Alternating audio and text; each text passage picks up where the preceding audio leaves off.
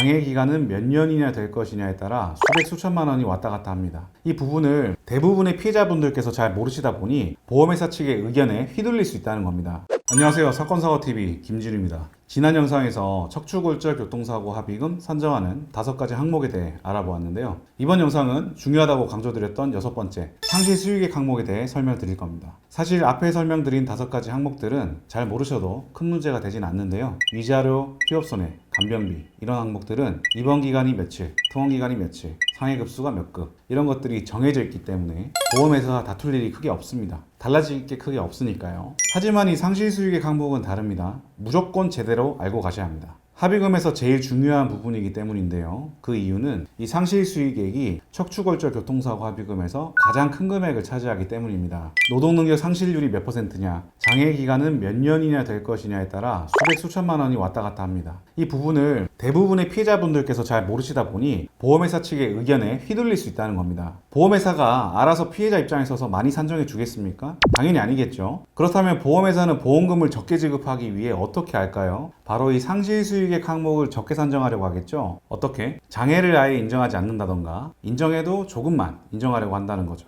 모르면 당하는 겁니다. 억울하게요. 그럼 상실수익액이 어떻게 산정되는지 일단 먼저 알아보시죠. 이 상실수익액 항목은요, 3가지를 곱해서 계산합니다. 소득 곱하기 노동능력 상실률 곱하기 노동능력 상실 기간에 해당하는 호프만 계수인데요. 곱하기니까 이 3가지가 각각 높을수록 합의금이 많아지겠죠. 중요합니다. 여기서 소득은 피해자의 현실 소득액이니까 바뀔 것은 크게 없겠고, 이 노동능력 상실률과 노동능력 상실 기간이 클수록 합의금이 많아지는 건데요. 여기서 노동능력 상실률이라는 것은 쉽게 말해 소득이 감소되는 정도, 퍼센트를 말하고요. 노동능력 상실 기간은 말 그대로 기간, 몇 년이나 손해보느냐를 보는 겁니다. 그리고 호프만 계수는 중간이자를 공제하는 계수인데요. 이건 기간에 따라 값이 정해져 있어서 모르셔도 괜찮습니다. 계산은 제가 해드리겠습니다. 알기 쉽게 장애기간을 1년, 3년, 5년으로 나눠서 계산하고 비교를 해볼게요. 예를 들어서 월소득이 500만 원인 사람이 요추 입원, 압박골절, 부상을 입고 요추 후에 29%의 노동능력 상실을 1년간 남기게 되었다고 했을 때 상실 수익액은 1,694만 원 정도 되고요. 3년일 때 4,854만 원,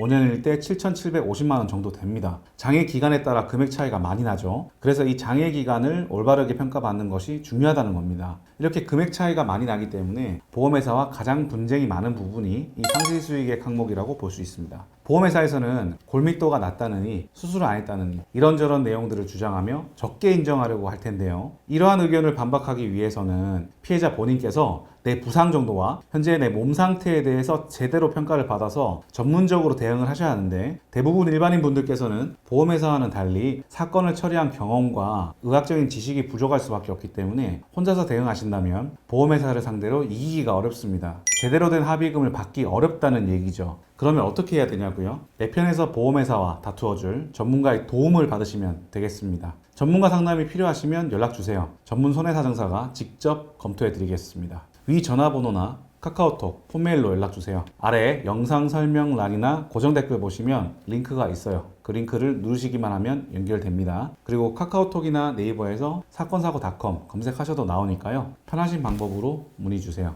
다음 영상에서는 실제 사례를 통해 합의금이 어떻게 산정되는지 계산을 해보겠습니다. 영상 시청해 주셔서 감사합니다.